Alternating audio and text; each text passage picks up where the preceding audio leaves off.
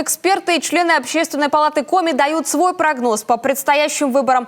Напомним, уже на этой неделе с пятницы по воскресенье всем жителям Коми нужно будет сделать свой выбор за того или иного кандидата и партию. Как отмечают общественники, популизм уходит в прошлое. Жители Коми смотрят на реальные дела. На мой взгляд, перспективы хорошего результата у той партии, у которой есть программа, способы реализации и готовность потом отчитаться по выполнению этой программы. Предложить можно все, что угодно. Самые невероятные проекты, лишь бы, как говорится, выбрали.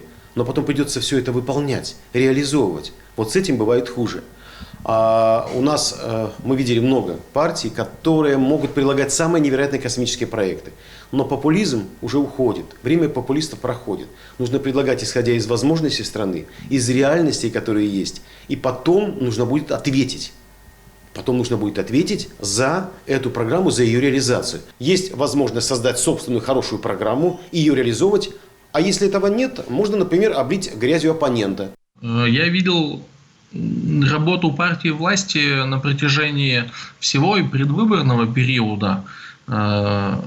Допустим, глава нашего региона Владимир Викторович Уйба делал много выездов и практически несколько раз, наверное, даже объехал всю республику.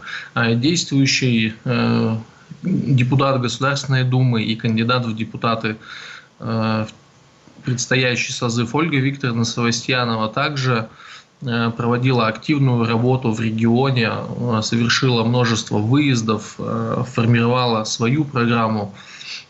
Вот эту работу я видел. В части этой работы я даже сам принимал участие.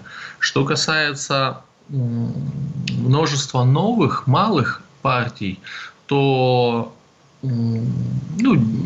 такая работа, наверное, аналогичная не проводилась. И тут, я бы даже сказал, нельзя сослаться на то, что там были ресурсы или не было ресурсов, потому что общение с жителями по всей республике в ближайших районах это не такие уж и затратные мероприятия. Поэтому я считаю, что все малые, новые партии должны были ранее в межвыборный период активнее проводить эту работу.